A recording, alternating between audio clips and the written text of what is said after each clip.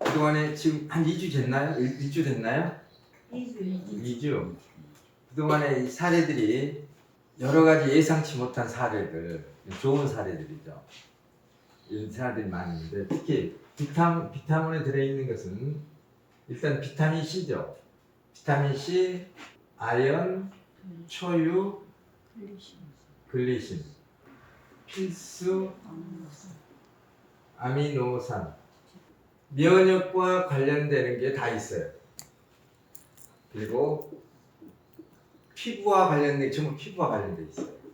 골격, 뼈 건강과 관련된 다 있고요. 관절, 연골 조직, 결합 조직이죠. 그러니까 이게 뼈, 관절, 피부 이게 전부 콜라겐이죠. 콜라겐을 결합 조직 또는 우리 몸의 연결 조직이라고 그러죠. 우리 몸의 결합 조직에 3분의 1 이상을 차지하고 있는 게 글리신이에요. 그러니까 피부도 결합 조직. 그렇지 않으면 다 찢어지죠. 탄탄하게 탄력을 갖고 이 수렴 작용을 하게 하고 하는 것이 전부 다 결합 조직이죠. 면역, 항바이러스. 그래서 실제로 이 글리신이 특히 이 글리신이 항바이러스와 관련돼 가지고 하는 많은 임상 자료들도 있어요. 영양학적인 측면에서 항박테리아. 그래서 이뿐만 아니라 우리 몸의 자체 내에서 염증 반응을 일으키는 게 있어요. 우리 몸의 염증 반응. 바이러스나 박테리아에 의한 게 아니고 우리 몸이 스스로 세포가 오염됐을 때, 오염되거나 세포의 자체로 문제가 생겼을 때, 세포가 비정상적으로 있을 때, 이걸 우리 몸은 스스로 그것을 없애려고 해요. 자정작용 과정에서. 그게 이제 스스로 일어나는 염증이죠. 우리 몸에서 일어나는 염증. 그래서 우리 몸은 염증을 통해서 치유를 해요. 염증을 통해서 소각시켜버리는 거예요. 근데 바이러스가 들어왔다, 박테리아가 들어와, 세균들이 들어와가지고 세포에 침투해서 그들에 의해서 세포가 기능을 잃어가고 독성 물질이 채워질 때 우리 몸은 스스로 그 독성 물질을 채우는 과정에 생기는 게 염증이에요. 그걸 저항하는 과정에 생기는 게. 그래서 글리신을 다른 말로 염증의 천적이라고 하는 거예요. 면역과 관련된 거. 글리신뿐만 아니라 당연히 비타민 C도 마찬가지예요. 초유도 마찬가지예요. 글리신도 그렇고요. 아연도 그래요. 아연은 특히 백혈구 그리고 세포막의 건강, 그래서 세포의 수용체, 세포막이 건강해야 세포의 수용체들이 세포는 가만히 있잖아요.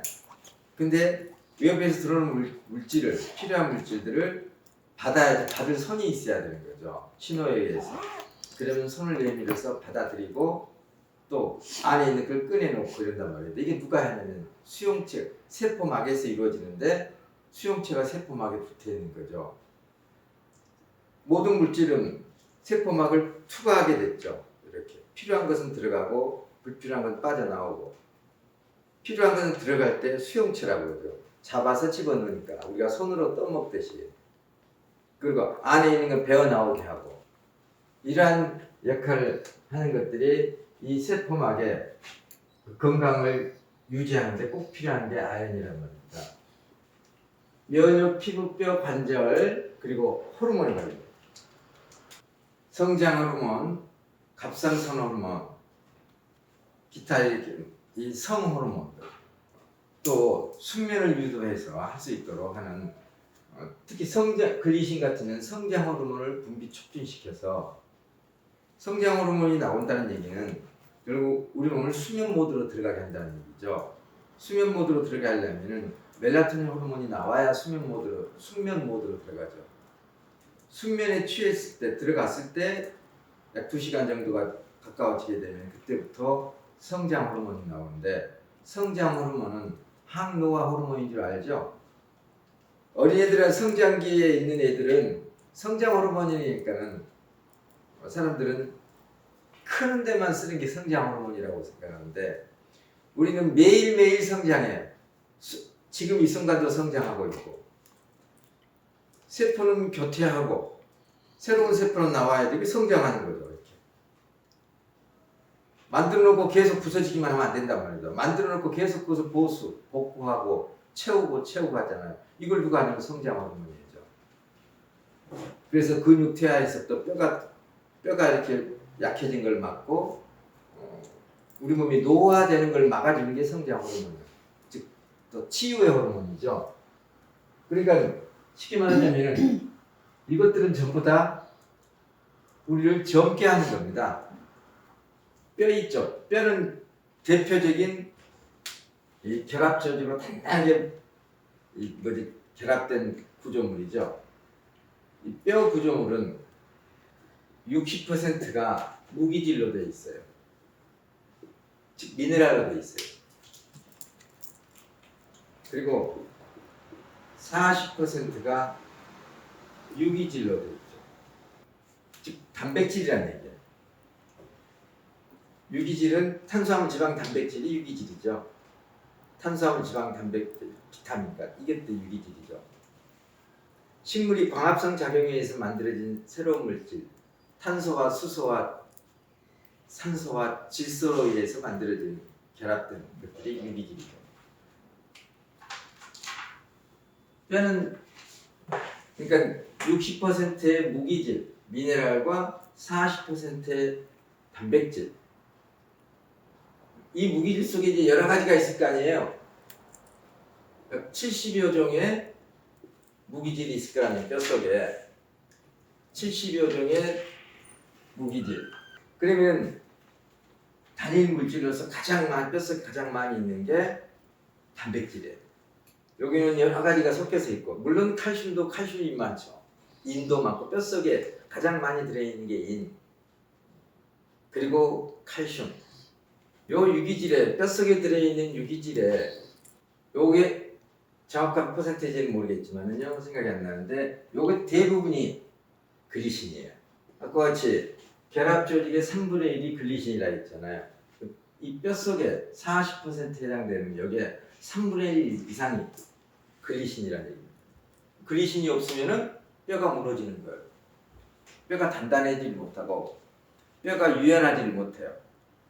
뼈가 노화돼요. 뼈가 탄력을 잃어요. 즉 뼈가 석회화돼요. 그러니까 부서져 버리죠. 우리 어렸을 때 이게 뭐죠? 놀다가 접지른다고 하죠. 발목을 접진다든지 이 종아리 같은데 이렇게 어떻게 잘못 뛰다 가지고 휘청하죠. 근데 뼈는 금이 안 가잖아요. 이게 대나무처럼 살아있는 대나무처럼 휘었다가 다시 돌아가는 거죠. 근데 나이가 들면은 휘어지지 않는 거죠. 그냥 깨져버리는 거, 금가버리는 거. 석회화되면서. 그래서 이런 글리신 같은 요 비타민을 꾸준히 섭취하게 되면은 뼈가 젊어져요. 특히 비타민 C는 칼슘과 결합해서 칼슘이 제대로 역할을 할 수 있도록 해주는 거죠. 그래서 글리신과 비타민 C, 아연도 뼈와 관련되는 것들이에요. 이걸 같이 넣어줄 때 뼈 건강에 있어서 우리가 칼슘의 효과를 극대화시킬 수 있는 거예요. 특히 비타민 C가 있음으로써 아마 허리가 아프고 관절이 아프고 이런 사람들이 예전에 칼슘만 먹었을 때보다도 비타민과 함께 드셨을 때 효과가 훨씬 더 빨리 나올 거예요. 나무가 있다고 해보세요. 여기에 비타민 C, 칼슘, 소금, 기본적으로 아연, 면역과 관련된 거예요. 그리고 우리 몸에 꼭 필요한 필수라는 거예요. 필수. 반드시 외부에서 섭취해줘야만 되는 것을 필수라는 걸 쓰죠. 우리 몸 내부에서 합성하지 못한 것들. 근데 이제 비타민도 마찬가지죠. 필수. 근데 비타민도 외부에서 식물을 통해서 합성된 것만을 우리가 섭취해야 되는데 사실 비타민 C는 우리 몸에 합성되지 않고 나머지는 장내 균들에 의해서 합성이 돼요. 그러니까 사람이 이렇게 동물들이 살아갈 수 있는 거죠. 사람. 비타민이 음식에만 있다면 우리 몸에 전혀 생산하지 못한다면 큰일이죠. 비타민 B군 중에서 아토피가 있는 사람들이 그걸 영양학적 비타민 쪽으로 볼 때 비타민 B군 중에 피부 비타민이라는 게 있는데 꼭 비타민 B 자 그게 모자라는 것이 아토피 있는 사람들의 공통적인 특징이에요. 그래서 일본에서는 그 비타민 B군제 그 특정 그 비타민을 이렇게 투여하면서 아토피를 이렇게 증상을 개선시키는 이런 치료법도 병행되는데 그 비타민은 원래 장내 균에서 생산이 돼야 합성이 돼야 돼요. 그러니까 장 상태가 안 좋으니까 그게 안 나와요. 안 만들어져요. 그처럼 다른 것들이 이게 만들어진다면 합성이 된단 말입니다. 근데 자 무기질, 자 소금, 특히 면역과 관련된 아연, 소금 속에는 우리 몸에 필요한 모든 미네랄이 다 있죠. 소금 속에는. 근데 이제 이것만 가지고 여기에 모자라니까 보충해 주는 거예요. 특히 칼슘 같은 거. 이건 미량 미네랄이고 우리 몸 이건 대량으로 필요한 미네랄이고. 이게 면역이죠, 면역. 여기에